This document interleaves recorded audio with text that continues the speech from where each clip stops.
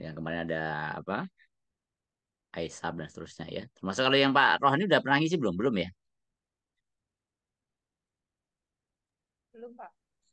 Oh, belum ya? Oke, karena kebetulan timnya dulu sebenarnya ada Pak Heri ya, Pak Heri udah ngajar di sesi UTS, terus ada sesi UAS itu ada saya sama Pak Wayan Astika sebenarnya ya.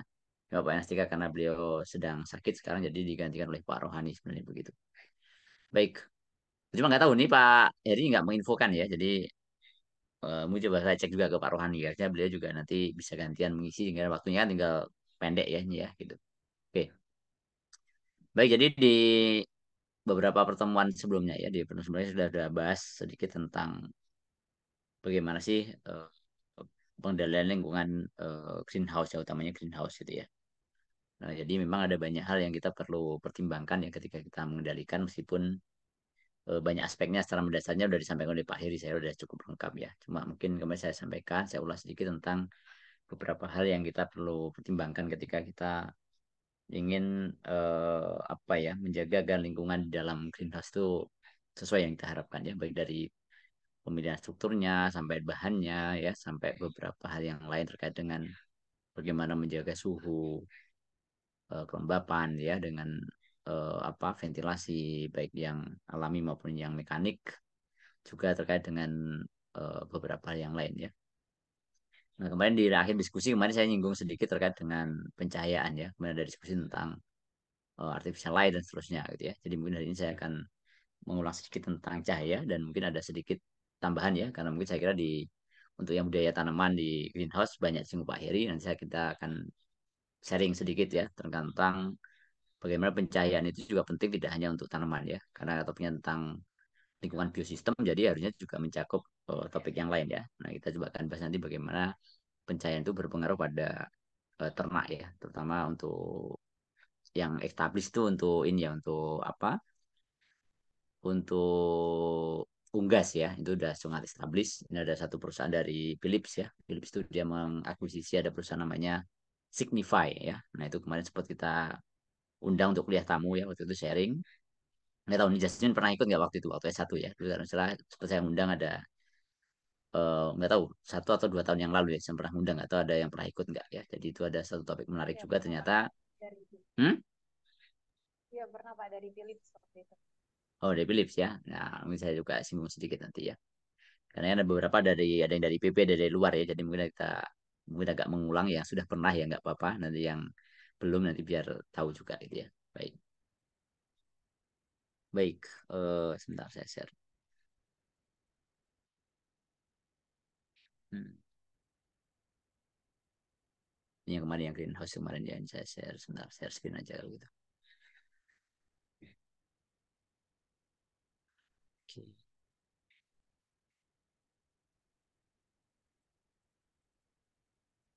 oke. Saya nggak banyak slide-nya ya, cuma sedikit aja. Baik.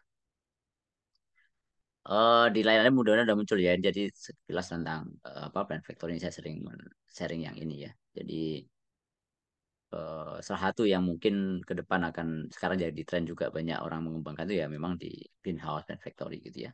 Saya nggak akan menyinggung banyak di situ, saya akan fokus ke terkait dengan pencahayaan ya. Nah kalau di plan factory sebenarnya sama aja ya dengan greenhouse ya. Jadi bahwa di greenhouse itu ya apa sama-sama sebagai lingkungan yang relatif terkendali kita bisa kendalikan lingkungannya, suhu dan seterusnya ya. Meskipun memang ada yang mendasar sekali perbedaan antara plan factory dengan greenhouse biasa, utama terkait dengan apa pencahayaan ya. Kalau kita menggunakan greenhouse ya memang kita masih bisa menggunakan cahaya dari matahari ya. Jadi nggak perlu ada cahaya tambahan. Nah sementara untuk yang di dalam plant factory karena dia di dalam indoor ya. Jadi sehingga memang mau nggak mau ya kita harus memberikan cahaya. Karena intinya dari pertanian itu adalah memang memanen energi cahaya kan gitu ya. Dengan ada proses fotosintesis di situ dan seterusnya ya. Nah terus yang lain adalah di situ yang membedakan adalah terkait dengan pengendalian yang kita bisa lakukan ya. Karena kalau kita ngomong plant factory dalam artian yang indoor farming itu dia sangat tertutup ya. Yang tertutup berarti memang tadi dia perlu cahaya tambahan. Yang kedua adalah karena dia tertutup ya, relatif lebih tertutup daripada greenhouse. Nah, di kita memungkinkan adanya pengendalian yang lain ya. Dan ini misalkan kayak kecepatan udara gitu ya, CO2 gitu ya, itu kita bisa lakukan ya. Kalau kita di greenhouse biasa ya agak sulit karena faktor eksternalnya cukup besar gitu ya. Nah, sementara kalau di dalam itu dia kita bisa lakukan itu ya, pengayaan CO2 dan seterusnya. Apakah yang greenhouse bisa? Ya bisa gitu ya. Makanya kalau yang mengusung konsep smart greenhouse biasanya dindingnya dilapis dua ya. Dia pakai screen gitu untuk membatasi serangga dan seterusnya gitu ya, untuk penyebaran penyakit gitu. Dan yang lain adalah terkait dengan di luarnya itu dipasang lagi plastik ya, sehingga nanti memang dia bisa benar-benar tertutup ya. Cuma memang ada kelebihan dan kekurangannya ya. Nah, kalau dia menggunakan konsep greenhouse tapi dalam bentuk yang tertutup, yang smart, yang banyak dipakai dengan double layer tadi ya, dengan screen, dengan plastik itu memang ya jadi efek rumah kacanya jadi besar ya, jadinya jadi panas sehingga nanti memang beban pendinginannya sangat besar ya. Sementara kalau kita gunakan sekedar satu lapis pakai screen ya, insect net gitu ya, itu kan ventilasinya masih jalan. Jadi memang tidak terlalu membebani untuk pendinginannya. Nah, kalau kita tutup dengan plastik lagi, ya bebannya besar banget. Sehingga memang itu jadi isu sekarang kenapa smart greenhouse itu banyak mangkrak juga ya. Beberapa ini malah saya kaget juga ya. Mungkin waktu kuliah Pak Heri menyampaikan ya, ada satu perusahaan ya di Bandung itu yang menggunakan smart greenhouse ya. Dan itu katanya satu yang tercanggih di Indonesia ya. Nah, kemarin kami ngirim mahasiswa magang di sana, ternyata sudah beberapa lama ini tidak difungsikan ya, karena beban untuk listriknya besar sekali gitu. Karena dengan konsep yang tertutup begitu dengan double tadi dindingnya di double itu dia panasnya besar. Nah akhirnya fungsi itu dihilangkan sehingga nanti plastiknya itu yang sekarang udah pada dicopotin jadi cuma sebagai greenhouse biasa aja dengan insect net begitu. Jadi memang menggunakan ventilasi alami begitu. Ya kipas jarang dipakai juga. Gitu. Jadi memang itu isu yang kita perlu jawab ya. Apakah memang konsep ya greenhouse yang kita kembangkan itu sudah cocok atau belum untuk daerah kita ya, dengan misalkan tadi ya mengusung tema smart greenhouse ya, kita pengen bisa kontrol benar-benar full sehingga di benar-benar tertutup dengan dua pelapisan itu ya, atau seperti apa ya, termasuk juga di Indonesia indoor farming nggak terlalu banyak berkembang, termasuk kalau saya awalnya kenapa kok saya buat waktu itu ya sebenarnya tanda kutip ya banyak yang menentang juga ya, karena di Indonesia itu kan cahayanya banyak ya, ngapain kita bikin yang tertutup harus nambah cahaya pakai listrik gitu ya dan seterusnya ya. Jadi memang masih banyak isu ya terkait dengan sebenarnya konsep pertanian di lingkungan terkendali atau control environment agriculture itu yang cocok dan kita itu seperti apa, apakah sekedar cuma greenhouse begitu sehingga kita bisa memanen energi cahaya yang tersedia sepanjang tahun ya. Tapi juga memang di situ kita nggak memungkinkan untuk pengendalian secara total ya. Misalkan CO2 ya nggak mungkin lah kita kontrol dengan hanya screen ya, kita kasih CO2 ya bablas saja anginnya kan gitu ya, dan langsung keluar gitu, jadi nggak bisa dikayakan. Sementara kalau kita menggunakan sistem yang tertutup banget ya CO2 itu kita bisa lakukan ya. Nah kalau CO2-nya kita tambah berarti kan kita bisa mempercepat laju fotosintesis kan gitu ya. Kan kita pelajari fotosintesis kan gitu ya, ada CO2 tambah H2O gitu ya, terus nanti itu ada katalis ya pakai apa, klorofil dan seterusnya ya. Terus nanti ada cahaya di situ sehingga menjadilah di situ ada glukosa dan juga ada energi dan seterusnya ya. Dan situlah makanya kalau sisi sebelah kirinya kita tambah, misalnya CO2-nya kita tambah gitu ya, berarti kan harusnya kan kesetimbangan reaksi kimianya bergeser ke kanan, berarti produknya akan lebih banyak kan gitu ya, sehingga nanti kita bisa lebih percepat gitu ya. Kalaupun nggak dipercepat ya hasilnya harusnya biomasanya lebih besar kan gitu ya, kan idenya begitu. Dan itu kita nggak bisa lakukan kalau dia dilakukan dalam suatu lingkungan yang relatif terbuka, kayak greenhouse itu masih relatif agak banyak faktor eksternalnya, jadi agak sulit ya. Nah, jadi seperti itu ya. Ini contoh gambaran termasuk di Pak Heri saya kira disinggung juga bagaimana faktor kecepatan angin ya. Nah, kecepatan angin itu kalau kita tambah gitu ya, misalkan ya dari 0 sampai 0,2, 0,25 itu kan memang laju fotosintesisnya akan meningkat ya. 0,25 dan seterusnya sampai naik terus sampai titik tertentu dia akan jenuh ya. Gitu ya. Hidup itu begitu ya. Jadi kayak sigmoid ya. Kenapa dulu kalau orang belajar machine learning ya, belajar apa? ANN itu diajarkan pakainya sigmoid. Kenapa sigmoid? Karena hidup itu ya kayak gitu tuh, di awal lambat nanti makin cepat terus terakhir ya udah di tengah kata lagi akan jenuh ya kayak huruf S gitu ya. Nah pun demikian dengan kecepatan udara terus CO2 dan seterusnya itu juga memang seperti itu ya. Jadi kalaupun apa sekarang makin berkembang juga ya terkait dengan bagaimana mengendalikan lingkungan dengan apa termasuk dengan kecepatan dan juga CO2, utama CO2 ya. Kalau suhu kan udah biasa ya, Pak Heri banyak waktu S3 S2 S3 beliau kan di Jepang itu penelitian tentang root zone cooling ya. Jadi banyak memang risetnya setelah pulang pun sampai sekarang masih banyak yang root zone cooling terkait dengan pendinginan daerah perakaran ya. Karena kalau kita dinginkan lingkungan secara total ya dia akan jadi mahal. Tapi kalau kita dinginkan cuma daerah yang tertentu saja itu akan jadi apa lebih murah gitu ya. Itu. Nah, ternyata zone itu ya, kontrol yang sifat zonasi gitu ya. Itu juga berkembang juga tidak hanya terkait dengan suhu. Ya beberapa paper nih terakhir yang kemarin dari Kyushu juga dia mulai mempublish juga bahwa dia coba mentreatment gitu. Misalkan bagaimana pengayaan CO2 itu dilakukan tidak hanya secara global ya, seluruh ruangan di CO2 kalau itu kan jadinya boros banget gitu ya. Nah, dia pakai modelnya model zona juga. Nah, disitulah memang saya kira kalau ada yang tertarik dengan penelitian-penelitian seperti ini ya nanti bisa juga melakukan juga di kita ya. Kalau di luar sana udah mulai juga tidak hanya suhu yang dikendalikan tapi juga misalnya CO2 ya. Bagaimana diinjek CO2-nya secara bertahap gitu ya. Jadi nggak langsung di seluruh ruangan misalkan dari berapa ppm jadi berapa ppm gitu ya. Nggak cuma begitu, tapi dia dirilisnya secara bertahap. Sehingga nanti begitu CO2-nya dilepas dan dia diberikan di sekitar tanaman gitu ya. Nah, dia langsung ditangkap sama tanamannya. Jadi dirilisnya tidak secara langsung nanti dijaga konstan satu ruangan itu enggak, tapi dia dijaga cuma di sekitar tanamannya saja gitu ya.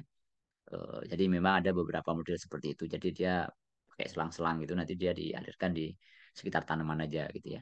Gitu. Termasuk ini kita punya juga sekarang banyak tools ya. Banyaknya sekarang riset terakhir-terakhir ini banyak pengetahuan pakai CFD ya. Tapi CFD ini biasanya ini di kita juga dulu sempat booming ya. Waktu Pak Agus ini, Bu Dia itu banyak melakukan ini. Ini satu tools yang powerful saya kira ya. Tapi ini untuk desain ya. Jadi saya sendiri termasuk saya nggak terlalu ini ya. Bukan saya ini dengan CFD karena saya nggak menekuni ya. Tapi CFD itu satu sisi kan ada orang yang apa yang agak sentimen dengan CFD kan biasanya kan apa CFD gitu ya, colorful drawing gitu ya. Misalkan kalau CFD kan disimulasikan gambarnya warna-warni kayak gini ya, bagus ya gitu ya. Jadi yang agak sentimen bilangnya CFD itu ya colorful drawing gitu ya, gambar yang penuh warna gitu ya.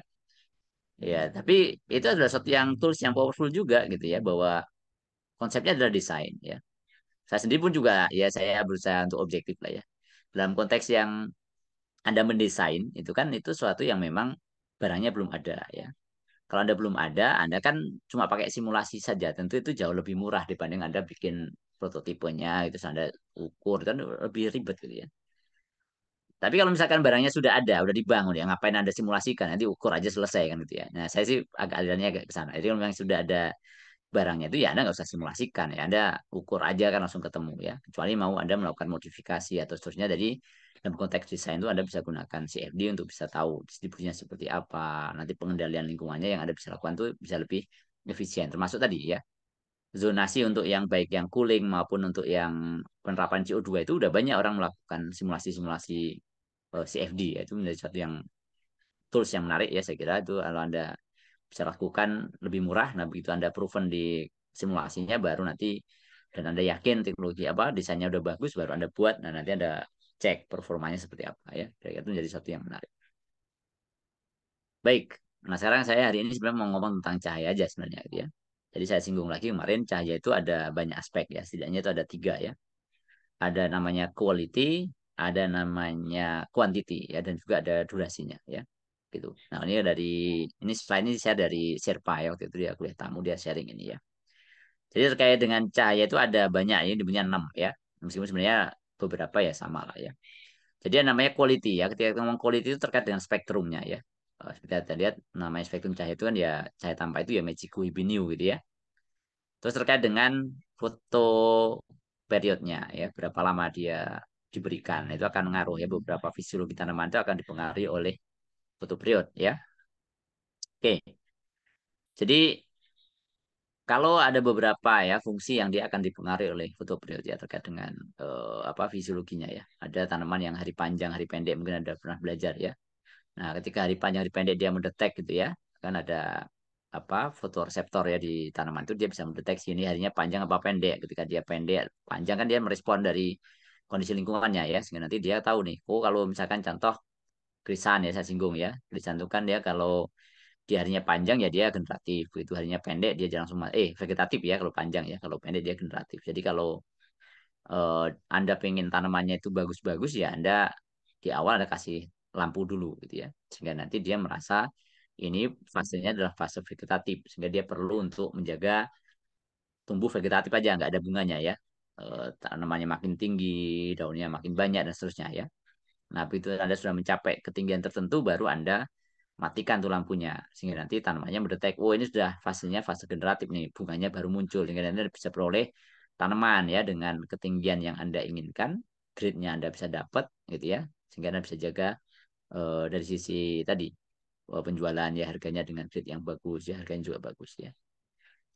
Termasuk juga direction ya. Direction itu akan mempengaruhi ya arah ya. Karena kita mengenal ada namanya ini di tanaman kan ada ya gerak fototaksis ya arah tanaman ya. Kalau dari arahnya dia nanti nggak merata apa, maksudnya dari arah tertentu dia ada tanaman itu bisa mendeteksi ya, sehingga nanti pertumbuhannya ya tanaman itu akan selalu mengarah pada cahaya gitu ya. Sehingga nanti kalau misalnya cahayanya miring ya dia melengkung dan seterusnya gitu ya.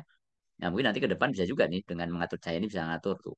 Kalau tanaman-tanaman hias mungkin pengen bentuk-bentuk tertentu bisa mungkin dengan menggunakan pencahayaan dengan arah-arah tertentu ada bisa rubah-rubah hingga nanti dia bentuknya bisa ini ya. Meskipun itu belum dieksplor, biasanya cuma mempelajari tentang efek tanaman ya dari SD diajarin tuh ya. Oh nanam apa kacang hijau atau apa nanti dikasih cahaya dibolongin di pinggir nanti dia akan melengkung gitu ya mencari cahaya gitu. Nah terus ada juga namanya intensity ya terkait dengan intensitasnya ya. Intensitas itu nanti juga akan berpengaruh terkait dengan total yang kita perlukan ya. Itu satu pasang dengan namanya DLI ya. Daily Light Integral ya. Jadi tanaman itu butuh total per harinya itu butuh jumlah tertentu ya. Kalau dia misalkan kurang ya nanti dia nggak akan bisa mengejar ya terkait dengan fisiologi tertentu ya. Contoh misalkan dulu ya pernah pengalaman ya di masa saya bikin yang kulkas itu dikasih bikin apa bikin plant factory nanam gitu ya ternyata tanamannya oh, kecil-kecil banget gitu ya padahal dikasih lampunya dibuat 24 jam tetap nggak ngaruh juga ya ternyata dari sisi intensitas dan DLI-nya itu kalau dihitung ya nggak masuk sehingga nanti kayak kalau kita ada threshold-nya lah ya. Jadi ada ambang batasnya yang dia bisa beraktivitas. Nah, kalau ternyata cahaya totalnya itu ya intensitasnya dikalikan dengan waktunya pun DLI-nya nggak nyampe ya dia nggak akan bisa ngejar gitu ya. Sehingga nanti memang kita perlu pertimbangkan ya. Meskipun secara umum sebenarnya bisa ya. Kalau intensitasnya agak redup gitu ya, tinggal nanti durasinya diperpanjang gitu ya. Tapi tetap ya DLI-nya itu harus terpenuhi juga gitu ya. Sehingga nanti akan bisa mendukung aktivitas di pada tanaman. Terus distribusi ya, distribusi menjadi penting juga ya karena memang kalau dia ada yang spot-spot gitu ya, ada yang redup satu titik, ada yang terang titik lain, tentu dia nggak akan merata gitu ya pertumbuhannya ya sehingga nanti faktor distribusi menjadi sesuatu yang penting. Nah ini juga terkait dengan nanti berpengaruh pada mendesain cahaya gitu ya. Nah cahaya itu Anda buatnya misalkan apakah Anda buat misalkan orang desain banyak tuh ya, orang di sini ada lampu satu-satu dia menyebar merata, ada juga bikin satu terang banget tapi dipasangnya tinggi ya. Jadi kalau Anda ke perusahaan ini ya, perusahaan lighting gitu ya, itu ada macam-macam desainnya. Termasuk ada yang dikembangkan itu yang untuk green house yang industri ya. Dia bikinnya itu satu tapi terang banget gitu ya, tapi dipasangnya di ketinggian yang memang agak tinggi gitu ya, sehingga nanti dia lebih apa radiusnya lebih lebar tapi dengan intensitasnya yang kencang dia jadinya jatuhnya jadi tetap lebih bagus ya. Nah dari sisi itu mungkin dari sisi desain produknya dia akan lebih mudah karena tersentral ya sehingga nanti untuk instalasi dan sebagainya tidak terlalu ribet dibandingkan dengan Anda yang lampunya intensitasnya rendah tapi menyebar. Nah, itu juga perlu dipertimbangkan kalau misalkan nanti nggak tahu ya di Indonesia apakah akan sampai berkembang ke sana tapi bayangan saya sih akan sulit ya karena untuk lampu sendiri itu membuat perusahaan lampunya sendiri aja udah sulit ya. Jadi mungkin akan tetap perusahaan-perusahaan yang besar di dunia itu yang memang akan tetap menguasai ya. Jadi kita kayaknya kalau kita marahnya ke sana kayaknya agak sulit. Jadi mungkin kita tidak terlalu fokus ke sana kira-kira. Baik. Terus ini ya pengaruhnya udah saya pernah sampaikan kemarin. Ada terkait dengan biomasa, morfologi bentuknya, sampai ke beberapa aktivitas fisiologi. Ya, apakah dia masih vegetatif atau mungkin terkait dengan tadi generatif gitu ya, sudah mulai berbunga dan seterusnya. Nah ini gambaran yang terkait dengan tadi intensity tadi ya, sudah saya singgung kemarin. Nggak tahu ini sudah pernah saya sampaikan belum ya. Jadi ini gambaran bagaimana dengan intensitas ya, kalau dia diberikan 100 mikromol ya, sebesar ini ya. Terus nanti yang 200 dia makin besar, 400 makin besar, 600 ya lebih besar tapi nggak terlalu signifikan dengan 400. Jadi mungkin kita harus tetap ketemu ada titik tertentu yang dia membalance ya gitu. Dan ini sudah Anda sudah tahu juga mungkin terkait dengan spektrum ya. Jadi kalau kita pelajari ini yang kemarin apa ya? Kemarin ada tuh saya nganter lah ya, nganter ada mahasiswa saya itu pernah apa? Pertanian inovatif ya PPKU ya, tingkat satu di IPB. Itu saya datang ke ATP ya waktu itu ATP. Terus ada alumni kami juga itu menjelaskan ya sebagai guide di sana. Ternyata memang Ya saya diem aja, saya cuma nganterin aja kan. Ternyata ketika dijelaskan, yang bersangkutan menjelaskan tuh ya, itu guide-nya itu ternyata belum juga memahami ya terkait dengan kaitan dengan spektrum ini dengan aktivitas ya. Jadi utamanya bahwa sebenarnya kan aktivitas utama dalam tanaman itu adalah fotosintesis. Ya, fotosintesis itu terkait dengan di situ ada proses menyerap cahaya dan seterusnya ya. Dan di situ memang ada pigmen-pigmen ya. Kalau kita pelajari itu ada pigmen yang sifatnya esensial ya. Esensial ya klorofil ya, klorofil A, klorofil B. Ada juga yang lain, misalkan kayak karoten itu ya itu adalah pigmen juga warna, tapi dia tidak signifikan ya terkait dengan perannya di dalam fotosintesis ya. Meskipun nanti Anda lihat juga beberapa paper ya membahas tidak cuma terkait dengan apa misalkan contoh ya ini adalah spektrum yang sebelah kanan ini ya. Yang sebelah kanan ini kan Anda lihat di sini kan sebentar nih saya display aja ya. Ya Anda lihat yang sebelah kanan ya. Itu kan ada beberapa respon pigmen ya. Di sini ada apa klorofil A ya, klorofil B, ada fitrochrome ya, PR, PRF gitu ya. Ada juga di sini ada yang karotenoid dan seterusnya ya. Jadi ada responnya masing-masing berbeda-beda ya. Ada yang sensitif di warna merah dan biru, sama klorofil di situ ya. Ada juga yang fitochrome ya, PR dan PRF ini dia warnanya beda ya. Ini ada yang hijau, ini yang ini ya. Dia agak banyak di bagian yang inframerah nih ya. Nah, ini kalau Anda amati ya mungkin secara umum orang akan melihatnya yang penting itu merah dan biru gitu ya. Tapi kalau Anda lebih detail lagi ternyata ada tuh apa eh, efek terkait dengan inframerah ini kalau Anda lihat nih yang bagian yang ini ya, yang pitokrom nih ya. Ini ada yang abu-abu sama yang hijau ya. Dia itu ada di 600 sekian sampai 700 sekian ya. Ya memang itu minor ya, kecil gitu ya, tidak terlalu penting. Tapi dia ada beberapa yang berpengaruh juga ya terkait dengan fisiologi tanamannya. Maka ada paper juga dia membahas bagaimana sih terkait dengan warna inframerah itu ketika misalkan ketika menjelang sore hari nanti karena lampu apa cahaya matahari di pagi dan sore itu berbeda juga gitu ya. Nah, sehingga nanti dia berpengaruh bagaimana pengaruh dari yang inframerah itu ternyata memberikan efek juga gitu ya. Nah, jadi memang kita juga mungkin kalau kita lebih mendalami kalau misalkan secara umum ya mungkin merah dan biru itu paling penting karena terkait dengan klorofil A dan klorofil B yang itu esensial ya buat tanaman ya fotosintesis utamanya ya. Tapi ada juga nanti beberapa fisiologi tanaman itu terkait dengan fitokrom ini ya. Nanti akan ternyata di bagian inframerah itu penting juga gitu ya. Nah, makanya memang orang biasanya oh itu pokoknya yang penting dapat cahaya pagi hari sekian gitu ya berapa jam gitu ya. Nah kalau kita lebih detail nanti ternyata ada juga yang ketika menjelang sore-sore itu juga ternyata ada pengaruhnya juga. Nah, ada beberapa paper yang membahas tentang fitokrom ini ya terkait dengan peran fitokrom dan utamanya ini kan dia absorbansinya cukup signifikan di cahaya merah dan inframerah. Ini juga dia memberikan pengaruh yang penting juga buat fisiologi tanaman. Nah, tapi di kita mungkin tidak terlalu banyak mengeksplor itu ya. Jadi mungkin nanti mungkin ke depan dengan kita punya apa fasilitas ya peralatan-peralatan yang lebih mendukung nanti mungkin ke depan bisa lebih digali lebih dalam lagi terkait dengan fisiologi tanaman sehingga kita bisa peroleh yang lebih bagus ya. Ini kemarin terkait dengan bentuk ya morfologi seperti itu. Termasuk juga warna juga seperti ini ya di beberapa perbandingan di beberapa eh, paper ya ternyata dengan warna biru warna merah yang berbeda ternyata memberikan efek bentuk ya sampai dengan apa warna yang berbeda juga kira-kira seperti itu ya. Kemudian tadi yang inframerah ini ada UV ya ada cuma inframerah ternyata ada UV juga ya ini UV yang kondisinya dengan par ya yang dia di kondisi yang ya cahaya biasa begitu. Terus nanti cahaya tampak biasa tambahkan ada UVA-nya dengan dosis tertentu dan ini juga diberikan nanti yang apa dosis UVA dan tambah UVB ternyata warnanya berbeda ya. Dan ini kalau Anda dalami ya sebenarnya ini ya karena Anda kan masih kuliah berarti kan masih semester semester 1 2 gitu ya. Atau mungkin ada semester 3 kalau masuknya yang semester genap ya. Jadi di kita itu masih banyak peralatan yang underutilized ya. Contoh misalkan kalau di Advanced Lab itu kita punya likor ya. Likor itu biasanya dipakai itu dipinjam di kita itu untuk misalkan mengukur laju fotosintesis ya, asimilasinya berapa gitu.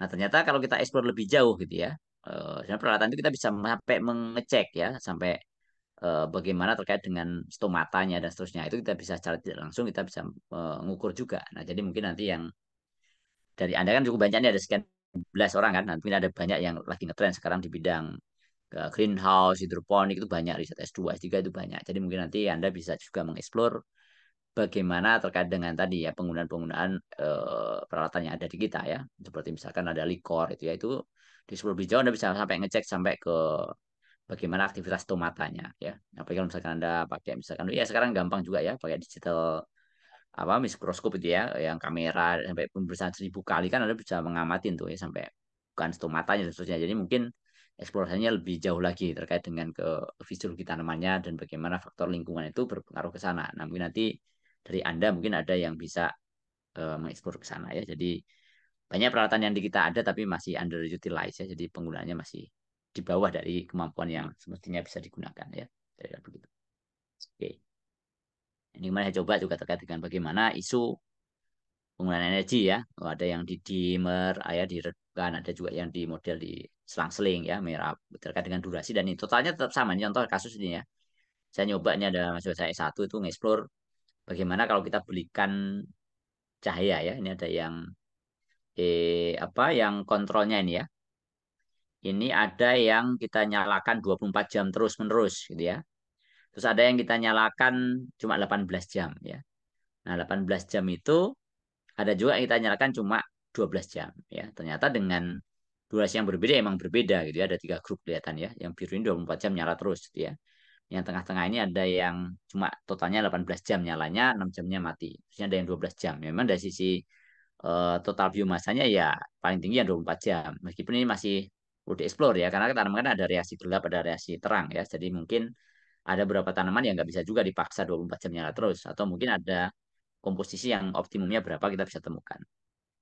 Atau di sini juga kita juga mengeksplor nih ya terkait dengan bagaimana kalau kita melakukan siklus ya.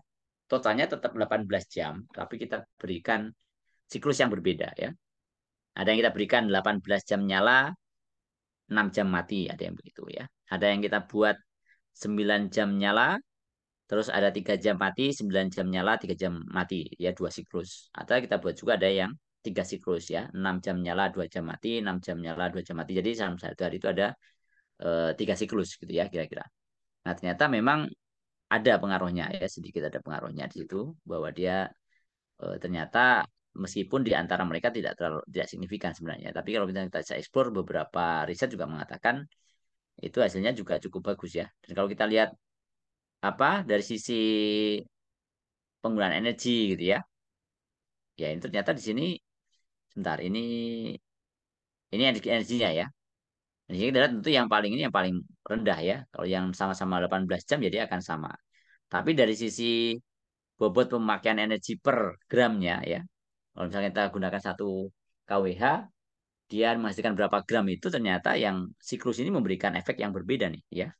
Sedangkan 9 jam nyala 3 jam mati atau 6 jam nyala 2 jam mati itu ternyata penggunaan energinya lebih rendah ya atau produksi biomasanya lebih besar gitu ya. Nah, mungkin nanti bisa dieksplor lebih jauh sebenarnya strategi pencahayaan bagaimana yang memberikan produktivitas ya atau efisiensi penggunaan energi yang paling besar ya. Jadi mungkin suatu yang menarik ya meskipun ya papernya ada beberapa lah ya kita coba explore kemarin tapi memang tidak terlalu mendalam ya mungkin untuk kita bisa gali lebih jauh kita bisa tahu ternyata strategi pencahayaan seperti apa yang kira-kira memberikan produktivitas yang paling besar karena isu energi ini yang paling besar untuk Plant Factory ya kira-kira begitu.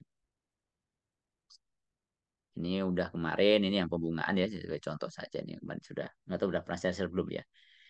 Ini gambaran yang terkait dengan ya yang terkait dengan ini ya riset terkait dengan bagaimana kita menggunakan ini ya suhu dan juga pencahayaan itu untuk apa membungakan ya intinya sih sebenarnya kan membungakan kan itu ya jadi satu keunggulannya plant factory atau ya terutama plant factory lah ya itu kan kita bisa menanam suatu tanaman yang secara konvensional itu sulit ya dibudidayakan ya atau ada beberapa fisiologi tertentu yang kita nggak bisa capai dengan kondisi alam yang ada di luar gitu ya nah jadi kita bisa merekayasa itu. Nah, contoh pembungaan ya. Nah, pembungaan ini ya saya awalnya kan cuma dari Pak Agus Niam waktu itu ya. Beliau S3-nya penelitian tentang bawang.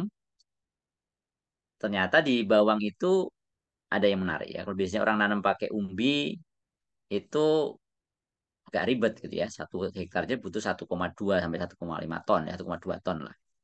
Tapi kalau menggunakan biji itu ya dia cuma 6 kilo ya, 5 kilo 6 kilo itu udah cukup gitu ya. Jadi menghandle 1,5 dengan ton dengan 5 6 kilo kan berbeda ya. Nah, jadi ternyata di sini ketika saya melakukan riset ini ya saya nggak ngerti juga apa sih tanaman itu berbunga gitu ya. Nah, makanya nanti kalau Anda melakukan riset mungkin juga bisa jadi ya. Nanti Anda ngambil pembimbing gitu ya. Anda ambil dari lintas disiplin ya. Contoh terkait dengan bawang merah ini ya saya waktu penelitian ini ya saya nggak paham ya. Ketika misalnya kenapa kok saya kasih suhu sekian, paginya sekian, malamnya sekian, lampunya model begini, ini bisa berbunga, ya ini nggak terlalu berbunga, ini tanamannya lebih gede, lebih kecil gitu ya. Itu saya nggak paham ya. Nah, ketika saya mengundang ada dosen dari agronomi, itu clear sebenarnya ya, bahwa membungakan itu sebenarnya sederhana saja gitu ya. Ketika tanaman itu kenapa kok berubah dari vegetatif ke generatif itu tidak lepas hanya masalah CN ratio aja ya. Bagaimana perbandingan unsur karbon dan nitrogen di dalam tanaman aja gitu. Nah, jadi kalau CN rasionya itu berubah gitu ya, nanti dia akan mendeteksi itu ya, oh berarti ada perubahan lingkungan, maka dia akan di situ akan mengalami perubahan fase fisiologi. Ya, contoh misalkan tadi CN rasionya berubah ya, yang misalkan kita buat lebih besar. Contohnya gimana? CN rasio berarti C per N, berarti ada dua faktor situ ya. Kalau pengen membuatnya lebih besar berarti ada dua yang kita bisa lakukan. Ada banyak ya, dan ada dua berarti ada dua kemungkinan ya. Ada empat harusnya kan ya. Berarti kalau kita satu misalkan C-nya kita besarkan ya, N-nya tetap ya. Berarti itu akan berubah nilai rasionya ya. Atau C-nya tetap, N-nya kita kecilkan. Oh misalkan, oh tetap akan jadi lebih gede juga ya. Atau dua-duanya kita lakukan ya. C-nya dia makin besar, N-nya makin kecil, berarti makin terasa sekali gitu. Dan masing-masing itu punya treatment sendiri ya. Contoh misalkan bagaimana kita meningkatkan C? Oh, C-nya karbonnya banyak, berarti ini fotosintesis harus ditingkatkan dong. Gimana meningkatkan fotosintesis misalkan dia? Oh, apa cahayanya ditambahin lebih lama misalkan ya. Berarti kan dipaksa untuk fotosintesis lebih lama. Oh, atau kalau kita belajar kimia ya. Kalau suhunya kita naikkan berarti di situ akan ada kenaikan laju reaksinya. Oh, berarti suhunya bisa dinaikkan. Contohnya begitu ya. Atau yang lain misalkan kita ingin N-nya dikecilkan. Oh, apa itu N? Oh, N itu nitrogen berarti terkait dengan pengikatan nutrisi ya. Nah, nutrisi berarti di situ apa bisa jadi mengikat nutrisi utamanya kan dari udara nggak terlalu banyak lah ya nitrogen kan nggak bisa ngambil dari udara kecuali ada bakteri tapi banyak dari nutrisi berarti kan dia terkait dengan ada air dan seterusnya di situ. Nah mungkin kita bisa melakukan stres pada tanaman ya. Apa caranya? Ya airnya kita kurangin, pemberian nutrisinya kita kurangin ya. Nah dari situ nanti akan mengalami peningkatan N-nya akan berkurang, jadi N-nya akan makin mengecil. Nah, jadi dengan melakukan banyak kombinasi tadi, sebenarnya kita bisa merekayasa fisiologi tanaman, ya. Dan itu makanya nanti kalau Anda penelitian, misalkan ada yang ke greenhouse dan seterusnya, ke tanaman, ya mungkin ada baiknya, ya. Jadi selain dari dosen dari TMB, Anda bisa ngambil dari dosen dari entah agronomi, entah biologi, gitu ya. Sehingga nanti Anda bisa memahami proses yang ada dengan lebih clear, dan Anda bisa melakukan rekayasa itu dengan lebih baik, misalkan gitu ya. Ini contoh yang kita lihat ternyata memang presentasi yang berbunganya udah 90 sekian hampir 100% lah ya kita bisa mengontrol. Dan ternyata kenapa kok white LED dengan red LED-nya berbeda ya karena memang kalau kita ukur ternyata lampu dengan tadi kalau kita ukur ini sebenarnya agak beda ya. Yang lampu putih ini kalau kita ukur itu ya dari sisi luxnya itu dia tinggi 6 ribuan ya 6 ribuan sekian ya. Sementara yang biru dengan merah itu cuma sekitar 3 ribuan 2.800 3 ribuan lebih rendah. Tapi kalau kita hitung apa PPFD-nya ternyata yang merah biru ini lebih tinggi ya mengkonfirmasi tadi ya bahwa ternyata yang memang tanaman itu melihat cahaya itu berbeda dengan kita gitu ya. Nah, maka di situ kita bisa lihat ternyata memang laju fotosintesisnya lebih tinggi. Kita lihat dari biomasanya juga lebih tinggi, daunnya lebih tebal, warnanya lebih hijau dan seterusnya. Jadi klorofilnya juga lebih banyak. Jadi memang betul dari sisi menggunakan lampu yang red dan blue dengan watt yang sama, ini sama-sama kita gunakan sekitar 100 watt ya per 1 meter perseginya itu. Di situ kita dapat PPFD-nya lebih tinggi. Berarti laju fotosintesisnya lebih tinggi. Nah, kemungkinan CN rasionya itu lebih besar juga. Sehingga nanti kita lihat ternyata berbunganya juga lebih tinggi. Nah, tadi makanya kita tidak hanya melakukan perlakuan, tapi harusnya kita memahami fenomena yang ada. Nah, itulah makanya saya sarankan Anda lintas disiplin ya, makin banyak baca paper dari beberapa bidang ya, termasuk kalau ada pembimbing Anda ambil dari pembimbing yang divisi yang berbeda ya, dari departemen berbeda juga kan bagus sekali. Ya. Nah ini ya kita lihat yang terkait dengan PPFD-nya ya. Ini luxnya segini ya, cuma 2 ribuan sekian, malah 2 ribu sekian malah. Ya tadi hampir 4 ribuan sekian lah ya, hampir 5 ribu. Ini separuhnya, tapi begitu di PPFD-nya dia jauh lebih tinggi. Meskipun ini masih rendah juga ya, cuma di bawah 80-an. Harusnya sekitar idealnya mungkin di atas 100-an, mungkin di 200-an. Jadi memang sebenarnya dari pencahayaan yang kita berikan juga masih kurang gitu ya. Nah, ternyata kita lihat juga nih ya, laju voltasenya juga lebih tinggi juga ya. Kita gunakan pakai likor, ini hampir 2 kali 3 kali lipat ya. Kita lihat. Itu berarti mengkonfirm tadi yang konsep teori tentang CN ratio tadi. Oke, baik itu terkait dengan pencahayaan, terkait dengan ini ya, terkait dengan apa tanaman di Plant Factory lah ya. Ini saya akan tambahkan sedikit pencahayaan tapi untuk yang lain ya sebentar. Oh, ini ada iklannya juga ya. Oke, baik sini ya. Kalau tadi kita ngomong tentang pencahayaan ya, pencahayaan bagaimana pengaruhnya terhadap morfologi, fisiologi, dan bagaimana kita bisa merekayasa tadi eh, tanaman ya, fase-fase tanaman. Ini sebentar saya sebentar ya. Sebentar.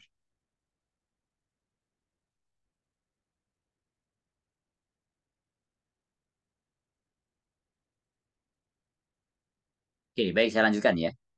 Jadi kalau tadi kita belajar tentang tadi ya, saya singgung tentang bagaimana sih kita memahami ya, ternyata tanaman dengan kita pun juga berbeda memahami cahaya, melihat cahaya itu berbeda gitu ya. Ternyata kalau kita lihat masih apa alat ukur kan biasanya kan ya lux meter apa itu kan memang di konsepnya adalah untuk melihat intensitas cahaya dalam perspektif dalam pandangan mata manusia gitu ya.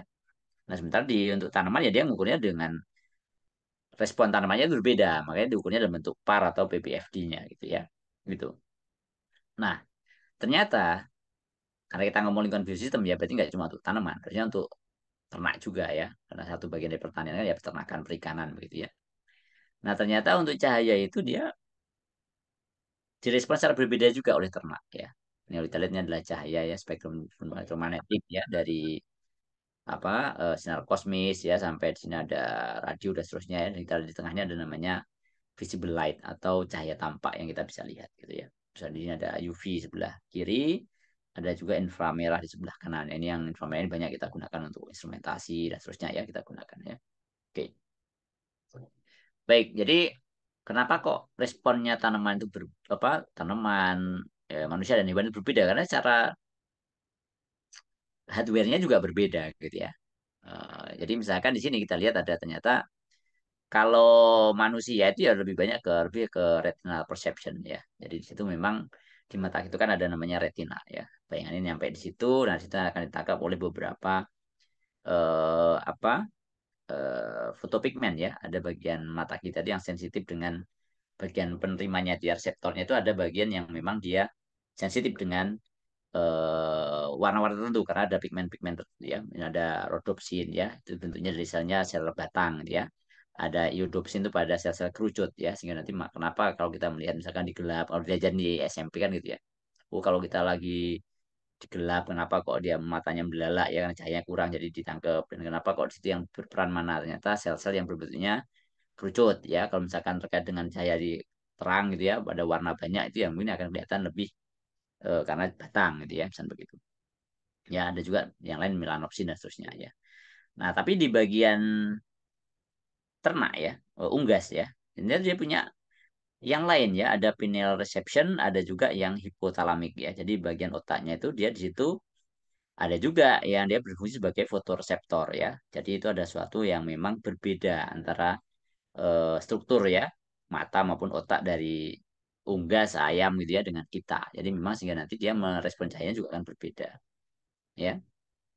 Nah, ini contoh misalkan yang ada pada ini ya, vol. Vol itu apa ya? Kayak semacam bukan kalkun ya, apa ya? Yang dicari lah ya, saya tahu burung-burung nih ya, nyebutnya vol ya. Jadi di situ ternyata di retina itu dia ada beberapa fotoreseptor yang berbeda-beda ya. Oh, misalnya bentuknya sel batang ya. Oh, ini menerima yang cahaya violet ya. Terus ini menerima warnanya biru, ada hijau, ada merah, dan ada yang bentuknya double begini ya. Jadi ternyata dengan sel batang pun ternyata dia bisa ada beberapa reseptor yang dia berbeda gitu ya untuk menangkap panjang gelombang tertentu. Jadi persis ya kayak kenapa kok sekarang ada banyak sensor multi spektral sensor ya masing-masing dia punya sensitivitas di cahaya-cahaya tertentu yang mirip dengan yang ada di alam ya. Dan itu memang tentu yang ada di alam tentu ya ciptaan Tuhan ya lebih lebih kompleks dan lebih canggih lagi kan begitu. Nah ini contoh ya tadi ini adalah transmisi ya. Contoh ini ada satu contoh kasus ya ini ada sumbernya di sini ya. Ini misalkan bagaimana antara coil itu apa? Ini ya apa? Puyuh ya. Puyuh ini ada burung pati ya, ada sini ada bebek ya, ada ini sparrow ini apa nih? Kakak tuba atau apa ini ya.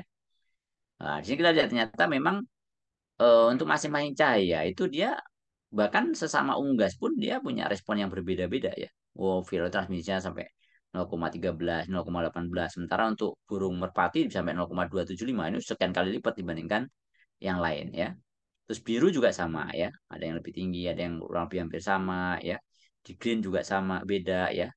Bagian ini juga sama. Ada beberapa yang nggak kelihatan, ada oranye nggak kelihatan, ada merah nggak kelihatan dan sebagainya. Jadi sesama unggas pun ya, bangsa-bangsa unggas ternyata juga dia burung-burungan ini ternyata juga berbeda juga responnya ya gitu. Nah, jadi eh, sangat beragam ya. Nah, ini gambaran kira-kira gambar mata kita ya. Mata kita itu kan spektrumnya kira-kira seperti itu ya. Kita bagus di cahaya hijau gitu ya. Cahaya hijau itu sentralnya di situ ya.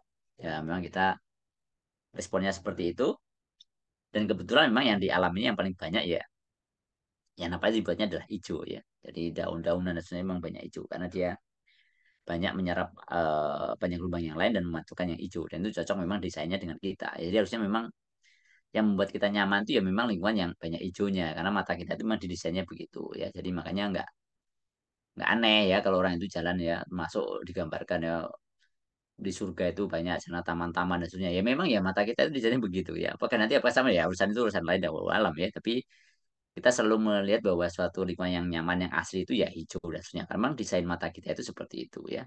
Kalau Anda masuk ruangannya warna merah semua ya stres lah ya karena yang Anda lihat ya responnya sedikit merahnya di situ ya. Jadi karena seperti itu. Jadi memang apa yang ada di alam itu sebenarnya desain dengan sangat sempurna ya sehingga membuat nyaman buat kita. Nah, ternyata beda tuh ya dengan burung. Ini contohnya yang fowl tadi ya. Kayak burung apa itu ya, burung kayak kalkun tapi kecil gitu dia. Ya, seperti itulah ya. Anda bisa cari. Ternyata dia responnya berbeda gitu ya. Tengahnya mirip dengan kita ya, dia sensitif di merah, apa di hijau ya, di hijaunya agak kita sensitif tinggi dia. Tapi dia juga sangat tinggi juga di daerah biru dan merah ya. Bahkan dia UV di sini 400-an di bawah 400 masih juga masih merespon dengan baik ya. Bahkan di sini ada UV 380-nya agak tinggi malahan ya. Ini ada UVA di sini. Jadi makanya kalau kita lihat ayam ya, itu punya pandangan yang berbeda gitu, cara pandang cara pandang lagi ya, cara melihat yang berbeda ya. Jadi makanya kalau orang sering guyon ya, kalau misalkan apa tiba-tiba ada ayam ribut apa ayam mungkin dia melihat sesuatu yang kita nggak lihat karena memang ada spektrum yang dilihat oleh ayam dan tidak dilihat oleh kita gitu ya terutama yang UV di sini kan kelihatan atau juga yang di merah ini juga dia lebih dominan ya jadi cara melihatnya pun berbeda gitu ya. Nah jadi terkait dengan ternak ya sama unggas ya. Ini yang dibahas unggas kalau unggas saja udah merpati dengan bebek ya beda gitu ya. Jadi nanti akan hewan yang lain akan beda lagi ya sapi sama mungkin akan beda juga jadi mungkin karena yang banyak yang intensif dikembangkan dan dia sensitif terkait dengan produktivitasnya adalah ternak unggas ya banyak yang riset itu memang terkait dengan unggas ya. Nah jadi di sini terkait dengan apa beberapa aspek yang penting ya terkait dengan industri ini ya ternak ya terkait ternak unggas ya. Jadi yang pertama adalah terkait dengan intensitas ya. Jadi sama seperti tadi tanaman ada intensitasnya, terus ada foto periodnya dan juga ada spectral composition. Berarti terkait dengan quality. Jadi sama dengan tanaman lah ya. Meskipun responnya masing-masing berbeda ya. Jadi ada intensitas, ada foto period dan terkait dengan komposisi. Jadi sama ya, kualitas, kuantitas ya. Itu seperti itu. Oke. Ini beberapa contoh ya bahwa warna merah dengan biru ya hue ya. Itu bukan hue itu bukan warna ya. Kalau Anda beli ada konversi dari RGB jadi HSV ya, ada hue di situ ya, nilai hue. Hue itu apa ya? Keabuan apa-apa gitu ya. Oh itu grey ya kalau keabuan ya, ada namanya hue ya. Jadi ini akan terkait ya. Contoh misalkan warna merah dengan hue itu ternyata untuk unggas itu penting ya. Misalkan dia bisa meningkatkan grow rate ya untuk ayam dan juga untuk kalkun ya pada di bagian awal ya. Terus juga nanti di sini bisa meningkatkan terkait dengan pergerakan ya, locomotion ya, sehingga nanti bisa mengganggu tadi ya, bisa meminimalisir terkait dengan apa gangguan pada kakinya ya, disorder ya, ada cacat dan seterusnya ya, ketika dia memang di bagian-bagian akhir periode untuk apa pembesarannya dia ya. Terus juga dia menstimulate ya dan juga mempromosikan terkait dengan aktivitas apa perkembangbiakannya ya. Jadi kalau misalkan dia memang di ternak kasar konvensional dia ada apa jantan betinanya itu akan terkait di situ juga. Kecuali misalkan Anda intensif di memang dari awal Anda buat yang jantan dan betina dan memang itu ternyata juga kita perlu memilih juga ya. Memilih jantan betina juga akan berbeda. Apakah Anda beternaknya sebagai ayam petelur atau sebagai ayam berdaging, ternyata antara jantan dan betina juga bisa dipilih ya. Dan itu secara prakteknya juga sudah dilakukan ya. Dari awal dia ada dilakukan ada sexing ya, dipisahkan yang jantan dan betina, nanti dipilih yang cocok baru nanti dibesarkan kayak gitu ya. Terus juga di sini juga nanti terkait dengan bagaimana terkait dengan pakannya ya. Nah, nanti akan menentukan tuh bagaimana terkait dengan konsumsi ya, terkait dengan total konsumsi pakannya per ya butir telur yang dihasilkan ya. Nanti akan menentukan terkait dengan ukuran telurnya, bagaimana cangkang dengan isinya gitu ya. Terus nanti bagaimana ukuran terkait dengan yolknya ya, kuning telurnya dan juga albuminnya yang putih telurnya. Jadi itu akan dipengaruhi itu semua ya. Oke. Termasuk juga nanti ada kanibalisme ya. Oh, sama kayak apa? Lele ya. Lele itu kan kanibal ya. Oh, ternyata kalau ayam juga mungkin nggak dimakan ya, mungkin, tapi di situ ya terjadi juga ya peminat yang paling patuh dan seterusnya ya. Kalau misalkan kondisinya memang stres tinggi gitu ya. Gitu. Termasuk bagaimana dengan green dan blue ya, kita lihat nih warna hijau dengan biru ya. Nah, ternyata di sini bahwa setiap spektrum itu juga memberikan respon bagi tanaman bagi ayam itu berbeda juga ya. Misalkan warna hijau ya meningkatkan grow rate ya pada bagian awal fase awal ya. Terus juga warna biru ya. Ini pada bagian akhir pertumbuhannya gitu ya. Terus nanti juga terkait dengan ini beberapa ya mengurangi dari lokomosi ya, perpindahan pergerakan dan seterusnya. Jadi nanti banyak warna biru itu digunakan untuk dia lebih kalem ya. Nah, misalkan nanti ayamnya nanti kalau dia terlalu stres nanti banyak gerak dan seterusnya nanti mungkin akan bisa menimbulkan masalah. Jadi mungkin dibuat warna yang suasananya lebih kalem ya. Sama kayak kita lah ya. Kalau Anda beli yang lampu-lampu apa smart ini ya, lampu-lampu yang smart itu ya. Apa itu? Bardi, Bardi Home ya. Ada buat mode-mode ya. Ini mode apa mode galau ya warnanya apa ya. Jadi mode lagi semangat ngerjain tesis misalkan warnanya apa gitu ya. Jadi ternyata warna-warna itu memberikan mood ke kita misalkan ya. Ternyata di ayam pun juga demikian ya. Jadi ternyata pemberian warna itu juga bisa mempengaruhi behavior ya, perilaku, moodnya gitu ya. Jadi memang selain terkait dengan tadi ya, kan faktor yang paling menantang untuk unggas itu adalah terkait dengan stres ya. Nah, stres itu bisa Anda cegah dengan memberikan lingkungan yang nyaman ya, misalkan dengan ventilasinya bagus ya. Terus nanti amoniaknya Anda bisa banyak buang, sirkulasi udaranya bagus sehingga nanti nggak terlalu banyak amonia dan seterusnya yang buat dia stres ya, bising gitu ya. Ternyata juga lampu pun bisa Anda lakukan untuk merekayasa agar ternaknya itu nyaman dan lebih kalem ya kira-kira begitu. Nah, ini gambaran ya. Ini adalah cahaya natural ya yang warnanya putih yang besar nih ya dan kira-kira kalau sepanjang hari kira-kira begitulah nanti begitu sorenya agak geser dikit ya misalnya agak banyak gitu ya jadi memang nanti ternyata antara cahaya matahari pagi dengan sore itu beda ya mungkin nanti bisa ada beberapa paper ya yang membahas tentang cahaya pagi dan sore itu terkait pertumbuhan tanaman itu ada juga gitu ya nah, tapi di kita jarang lah yang mengeksplor itu ya kita lihat sini ya ini cahaya yang normalnya itu kira-kira seperti ini terus di sini dia ada apa sensitivitas ya terkait dengan mata manusia dan yang satu lagi yang garis-garis putus-putus ini adalah respon unggas ya. Jadi gambarnya kira-kira seperti itu ya. Ya berarti kalau pakai cahaya alami ya dia semuanya terpenuhi sebenarnya ya. Memang dibuat apa matahari ya dibuat memang sudah didesain sama sang pencipta itu udah luar biasa ya. Jadi ada yang dipakai buat jemur ibu-ibu ya, ada yang jemur gabah dan seterusnya, dipakai juga untuk tanaman fotosintesis, dipakai untuk nguapin air laut dan seterusnya udah didesain begitu ya. Jadi banyak multipurpose. Jadi udah disesuaikan ya. Nah, cuma kalau misalkan kita mau merekayasa di lingkungan yang terkendali kita pakai cahaya buatan ya kita harus memahami ini ya. Nah, makanya ketika memilih cahaya lampu ya, Itu nggak sembarangan. Sama kayak grow light waktu di indoor farming ya kita di plant factory ya nggak sembarang lampu pasang gitu ya. Yang ada nanti energinya juga terbuang aja gitu ya. Nanti untuk cahaya nggak dipakai oleh tanaman gitu ya. Jadi akan lebih repot ya. Jadi memang kita perlu menyeleksi dengan baik ya. Contoh misalkan ini lampu ada lampu ya ini standar ini ya. Ini yang apa? Sebentar ini saya geser dikit ya, kelihatan ya. Yang CFL 400K ini ya warna kalau temperature-nya ya 4000 K ya. Ini ya, seperti itu. Spektrumnya seperti ini ya. Ada bagian yang UV sedikit, ada biru ya, ada di sini agak-agak hijau, merah ya. Kalau kita lihat ternyata memang ya dia mensuplainya ya sedikit aja dibandingkan dengan yang sensitivitas dari baik mata manusia maupun mata unggas ya. Nah, dia ada perusahaan macam-macam bikin lampu ya. Nah, kemudian ada juga lampu yang HPS ya seperti ini kira-kira distribusinya. Ada juga lampu yang LED ya. Nah, LED yang bagus kira-kira seperti ini ya. Dia biru biasanya umumnya birunya sangat dominan. Terus nanti ada di situ ada cahaya tampaknya ini yang tipikalnya begitu lah. Sehingga kita bisa dapat cahaya warnanya putih kan kira-kira karena ada biru ya. Makanya yang menemukan LED yang warna biru sampai dapat Nobel gitu ya. Karena memang dulu bikin cahaya putih itu ya susah karena birunya itu susah dibuat. Nah, akhirnya muncullah biru di situ ya. Nah, kira-kira seperti itu. Tapi ada juga nih perusahaan ya, ini kebetulan yang bikin slide ini ya. Ini ada perusahaan ini ada bikin lampu khusus ya.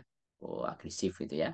Dia bikin lampu yang memang dekat banget dengan eh, respon dari si unggas ya. Makanya dia memang spesialis untuk lampu yang untuk peternakan gitu ya. Jadi memang dengan kita memahami ya, mungkin itulah pentingnya riset dasar ya. Apa sih gunanya mau merespon mata ayam? Jadi dari mata ayam kita tahu responnya kita bisa tadi membuat desain pencahayaan yang cocok buat dia. Kita bisa mengatur behavior dia gitu ya. Kita bisa merekayasa bagaimana produktivitasnya dan seterusnya. Ya sama seperti untuk tanaman. Jadi ini menjadi sesuatu yang menarik juga gitu ya. Oke. Nah, kira-kira begitulah ya. Jadi ini beberapa contoh yang dari Signify ya, boleh saya contohkan misalkan di kalau di ternak itu ya kalau terkait dengan lingkungan biosistem ya utamanya tadi ternak itu yang paling penting ya sebenarnya membuat dia nyaman ya. Makanya di situ suhu, kelembapan, terus nanti mungkin terkait yang lain adalah bising ya. Kalau tanaman mah nggak terlalu bising ya. Tapi ada juga tanaman itu katanya ada sonic bloom ya dengan apa suara-suara tertentu katanya buka atau matanya lebih bagus ya. Cuma itu kan selama ini cuma sifatnya kan cuma dilakukannya secara ini ya, eksperimental ya. Maksudnya dikasih treatment terus nanti hasilnya kayak apa. Tapi secara fisiologi fenomena yang terjadi itu nggak dieksplor. Nah, makanya nanti sebenarnya kita punya peluang ke sana. Alatnya ada saya kira ya. Hingga nanti ada bener nggak sih kalau tanaman ya nanam itu dikasih gending Jawa katanya oh ada dikasih misalkan oh, ada yang ekstrim misalkan dibacain Al-Quran misalkan atau bacain apalah gitu ya musik klasik atau apa bener nggak lebih tinggi nah jadi kita cuma nggak cuma melihat oh bobotnya meningkat dan seterusnya tapi kita pahami benar fenomenanya oh ya apakah dengan suara itu tutup matanya membuka dan seterusnya masuk dengan ayam ya kalau dikasih apa bunyi tertentu misalkan apakah benar dia jadi kalem atau bukan menjadi beringas atau menjadi stres ya kita bisa perlu monitor juga jadi kalau di ternak mungkin suara itu penting sekali ya begitu Anda lempar ke atas atapnya itu suara kenceng aja mungkin ayamnya udah stres ya begitu stres mati gitu ya terus nanti juga terkait dengan sirkulasi udara jadi penting ya terkait dengan suhu kelembapan dan juga tadi karena ada faktor tadi ya karena dia biasanya kotorannya dia di situ jadi ada terkait dengan amonia dan seterusnya gas-gas yang mungkin tidak sehat buat ternak itu juga perlu disirkulasikan ya dibuang dan diganti dengan udara segar itu jadi penting. Nah ini yang bawah ini terkait dengan light control ya. Jadi ternyata dengan memberikan cahaya yang berbeda itu dia akan memberikan efek yang berbeda ke pertumbuhannya, ke perilakunya dan seterusnya ya. Ternyata ada juga sebenarnya di slide-nya mereka itu ada beberapa contoh ya. Jadi dengan lampu yang berbeda-beda itu ternyata juga perilakunya berbeda ya. Oh, kadang ini ayamnya lebih suka ke warna apa kalau pagi, kalau sore kemana itu akan ternyata berbeda. Dan itu kalau kita memahami itu kita bisa melakukan rekayasa yang lebih bagus juga. Ya ini contoh tadi ya, gambarnya fall itu kayak gini ya, kayak saya bilang tadi kayak kalkun itu ya kayak seperti itu, ya. Oke. Baik, mungkin itu ya sekilas sharing lah ya terkait dengan beberapa pengendalian lingkungan yang memang cukup penting ya, tidak hanya di tanaman tapi juga di ternak ya. Nah, kalau misalnya nanti Anda bisa mengeksplor lebih jauh termasuk juga penelitian-penelitian di kita itu ini ya. Kita amat terlalu banyak ke pertanian ya. Jadi terkait dengan ternak perikanan ya perikanan sih kebetulan di kita kan ada ITK jadi memang aspek engineeringnya itu cukup kental di ITK ya di kelautan di perikanan itu lumayan lah tapi di peternakan itu sangat minim ya misalnya ada juga dosen peternakan yang kuliah di apa di keteknikan pertanian ya S3-nya tapi memang relatif masih sangat minim jadi ini suatu peluang juga jadi Anda kalau nanti mau penelitian juga bisa juga ke arah peternakan sana ya tinggal nanti ambil dosen pembimbing dari peternakan dan saya kira banyak sekali aspek engineering yang kita bisa lakukan di sana ya. Kira-kira begitu. Baik, mungkin itu dari saya. Kalau ada yang mau didiskusikan silakan.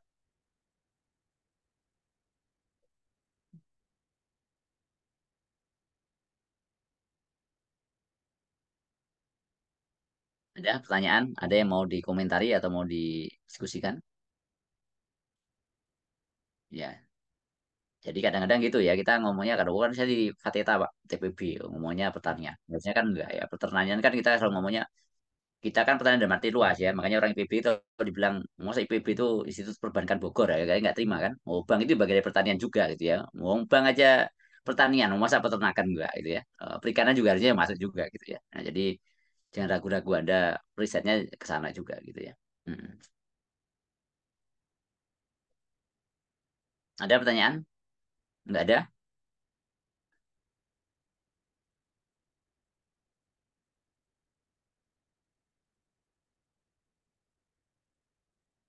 ini ada macam aja nih kayaknya kalau nggak ada ya sudah ya mungkin dari saya satu kupan aja kalau misalnya nggak ada pertanyaan ya. Ya, daripada saya nungguin aja Anda aja kan gitu. Ya jadi baik itu ya mungkin dari ini Oh, saya nggak banyak sharing ya. Wadah nih oh enggak, Jasmine. mau bertanya ini Pak, untuk UASnya nanti akan ada UAS dari Bapak atau bagaimana ya Pak? Nah, saya untuk yang ini saya S2 sih saya jarang ngasih UAS ya. Oh, ya baik Pak. Saya pengennya biasanya saya minta tugas ya. Saya kasih tugas, Anda cari alternatif lah ya boleh ya. Anda cari paper ya, saya minta review paper aja. Ya biar agak mutu ya papernya internasional lah gitu ya. Tapi Siap, Pak. terkait dengan tadi ya apa cari paper yang membahas tentang bagaimana dia itu merekayasa lingkungan biosistemnya. Ya. Kayak tadi misalkan paper tentang gimana sih kalau zone cooling kan udah banyak tuh ya sekarang udah berkembang tuh apa kontrol ya misalkan CO2 tapi pakai model-model zone control ya. Jadi di kontrolnya cuma ini memberikannya secara apa eh, lokal aja ya daerah misalnya daerah tanaman aja dikasih CO2 gimana caranya dan seterusnya kan Anda bisa lebih sharing ya. Jadi nanti lebih banyak saling-saling aja di antara Anda gitu ya. Masuk juga nanti misalkan Anda merekayasa misalkan tadi ternak gitu ya. Oh pencahayaan ada cari ya. Saya cerita tadi tentang misalkan oh ternyata unggas itu responnya beda gitu ya. Nah, misalkan ada cari paper gimana sih orang menggunakan pencahayaan untuk mempengaruhi produktivitas atau perilaku ayam misalkan. Atau ada juga misalkan orang melakukan apa gitu ya. Atau tadi misalkan kayak tadi Sonic Bloom misalkan. Oh, ada nggak suara sih ngaruh ke apa ya ke produktivitas tanaman. Kan berarti ada merekayasa lingkungannya kan. Ya meskipun dulu di peternakan ada tuh sampai kontroversial ya. Di kandang sapi ya apa diputer Al-Qur'an ya gitu ya. Murotal di kandang sapi gitu ya. Nanti kalau dengar ngaji itu orang jadi tenang ya kayak Anda kan kalau Anda nggak bisa tidur katanya baca Quran langsung ngantuk gitu, gitu ya. Itu nggak betul sih itu tapi begitu biasanya gitu ya. Kalau orang dengerin musik nggak tidur tidur begitu ngaji baru sebentar baru buka udah matanya langsung ngantuk gitu kan. Ya jadi gitu ya jadi ya itu contoh lah ya maksudnya nggak saya nggak unjukkan ke situ ya tapi maksudnya karena topiknya kan TLB ya teknik lingkungan biosistem ya dan lebih sebenarnya arahnya kan Anda mempelajari prinsip-prinsipnya kan sebenarnya lebih utamanya kan Anda merekayasanya gitu ya merekayasanya sehingga nanti mau ternak mau ikan mau tanaman itu kan harusnya berproduktivitas yang optimal gitu ya nah itu Anda carilah topik-topik tadi ya bebas mau apa aja boleh ya nanti cari topiknya jurnal internasional itulah yang bagus terus nanti Anda review Anda paparkan ya dalam bentuk tapi ini banyak banget ya. Kalau saya suruh presentasi semua ini lama juga ini, ya. Tapi nggak apa-apa lah ya. Kita jadwalkan lah. Kalau nggak cukup sehari ya 2 hari ya. Kalau Anda kan kuliahnya juga sedikit ya. Jadi banyak waktunya juga longgar ya. Jadi nanti Anda buat review satu paper ya, cari paper internasional ya. Terus nanti Anda sampaikan topik yang terkait ya. Tapi jangan yang nggak usah ke kontrol lah ya. Pokoknya intinya bahwa ada merekayasa ini nggak harus karena kayak nyambung dengan kayak mirip dengan yang IoT ya. Ini ada beberapa ini yang ngambil kelas IoT ya. Saya minta juga review paper tapi terkait dengan kontrolnya gitu kan. Ini kan lebih fokus ke rekayasa lingkungannya nggak harus dengan aspek kontrolnya detailnya nggak tapi lebih ke rekayasa lingkungannya ya. Mau ikan boleh, mau ternak boleh, mau orang juga boleh. Ya orang boleh lah ya. Ada merekayasa perilaku orang juga boleh. Kalau misalkan ada ya. Nah, saya nggak tahu ya. Jadi Anda cari itu, Anda review, terus nanti Anda kan udah baca papernya tuh. Nah, mungkin Anda boleh juga tuh komentari paper juga boleh tuh ya. Oh, kan ada paper kan juga boleh ada komentari kan. Nah, gitu. Jadi kalau ada paper ya jangan dibaca, diambil mentah-mentah gitu ya. Ya nggak semua paper itu kan betul juga gitu ya. Gitu ya. Jadi Anda perlu mengkomentari misalkan apa yang diimprove kayak apa ada sesuatu yang Anda kritisi atau apa ya boleh gitu ya. Jadi gitu jadi nggak usah lama-lama lah nanti ada bikin presentasi ya masing-masing maksimal ya 10 menit gitu kan. Ini kalau misalkan ada 18 sih banyak juga tuh 80 menit 3 jam atau mah ya. Ya, tapi nggak apa-apa lah ya. Jadi saya nggak memberikan ujian. Jadi Anda cari paper aja, review. Nanti saya akan evaluasinya dari situ ya. Satu ya. Oh, papernya kalau ini bagus berarti harusnya bagus dong. Ya, carilah ada SCR, cari Q1. Dan berarti makin bagusan makin bagus sebenarnya kan makin bagus juga ya topiknya ya. Reviewnya juga kan bagus ya. Dan biasanya agak lebih rumit juga ya. Novelty-nya ada. Terus nanti juga di situ mungkin ya kualitasnya lebih bagus lah. Ya, terus nanti juga terkait bagaimana Anda memahami papernya tadi. Terus nanti mungkin kalau ada masukan-masukan tadi kan setelah Anda paham kan Anda bisa memberikan komentar dari paper tadi kan. Anda bisa berikan masukan di situ. Ya, bukan masukan lah, ya, maksudnya komentar dari paper yang Anda baca. Ya, nanti saya akan berikan nilai dari situ saja. Ya, saya nggak berikan banyak apa soal lah ya. Kalau soal mah Anda kan udah S2 itu Anda nggak perlu banyak ke teorinya ya. Anda kalau Anda nggak bisa mencari Google baca kan udah ngerti ya gitu ya. Terus nanti Anda lebih bagaimana setelah memahami itu Anda menganalisanya, nanti bagaimana Anda menerapkannya kan begitu sebenarnya gitu. Ya. Hmm. Itu aja dari saya. Terus ada lagi pertanyaan. Izin bertanya, Pak, Hmm. terkait presentasinya itu kira-kira kapan ya, Pak? Karena saat ini sudah masuk pertemuan ke-14, Pak. Kita sudah UAS Oh minggu ya. depan. Ya nanti diatur aja lah. Anda atur sendiri lah waktunya yang kosong gimana kan. Kalau saya juga kan udah kosong juga kan. Jadi Anda aturlah waktunya sehingga nanti Anda bisa kalau nggak cukup sehari ya 2 hari gitu ya. Karena orangnya banyak lagi ya, 18 atau 19. Kalau masing-masing 10 menit aja udah 180 menit. 180 menit itu 3 jam. Ya, 3 jam itu udah dengerin Anda udah dengar juga itu. Ya. Eh, Ya, ya. artinya Gitu ini ya. Jadi, individu ya, Pak? eh, Individu ya, Pak, artinya. itu kan individu lah. Mau baca paper mas, saya mau berkelompok lagi ya. Oh, paper itu ada sekian juta paper itu nggak habis-habis Anda ambil satu-satu ya. Ya, ini jangan-jangan ini kan saya harus ngasih nilainya kan individu ya, nggak kelompok kan. Nah, repot saya ngasih nilai ini ya. Oke, jadi nanti Anda jadwalkan lah ya, mau 2 hari boleh, mau sehari kalau betah ya 3 jam juga nggak apa-apa gitu ya. Ya maksimal masing-masing 10 menit lah gitu ya. Belum lagi kalau ada diskusinya juga, diskusi 5 menit ya 15 menit. Kalau isi kan lama banget itu ya. Hmm. Ya dibuat secepatnya aja lah. Jangan 10 menit lah kalau gitu ya, berarti nanti disingkat lah ya. Mungkin apa 7 menit presentasi 3 menit tanya jawab kalau ada yang nanya gitu ya. Jadi biasanya itu sepakat tuh, oh, jangan nanya ya gitu biasanya gitu nanti ya. Oke, itu aja dari saya. Ada lagi pertanyaan?